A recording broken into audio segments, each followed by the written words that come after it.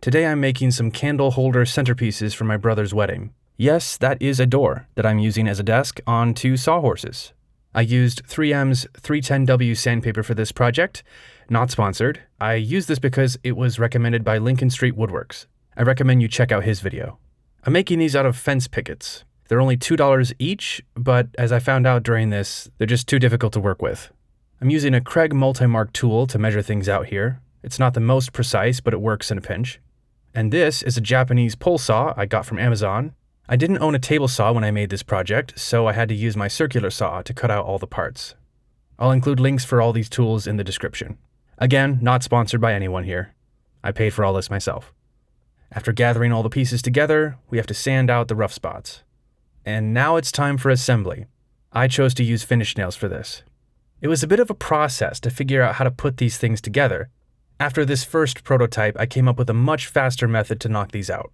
Speaking of that prototype, I used wood glue on my prototype, but that turned out to be a mistake. Glue does not stain, as you can see here, and a dark stain was definitely needed for this project. Here you can see my final method, where each corner has just enough space for 2 nails on one side and a single nail on the other.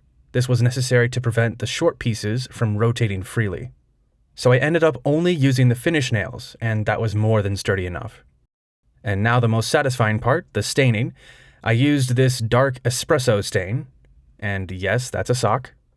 Personally, I love natural wood, and I try to avoid using stains, but there's no way this ugly pressure-treated pine is cutting it for a modern wedding. I decided not to use any finish on these. They'll be bumped around quite a bit and reused in the future, so repairability is important. If they get scuffed up, I'll be able to sand them and restain as necessary without any issues. I could use an oil-based finish and get that same repairability, but I'm just going to cut the costs here. And just a quick wipe down to get the excess stain off with a blue shop towel, and these are good to go. And this is what they look like in action. Not too bad if you ask me. Do you think I could rent these out to other weddings? Let me know in the comments. Thanks for watching.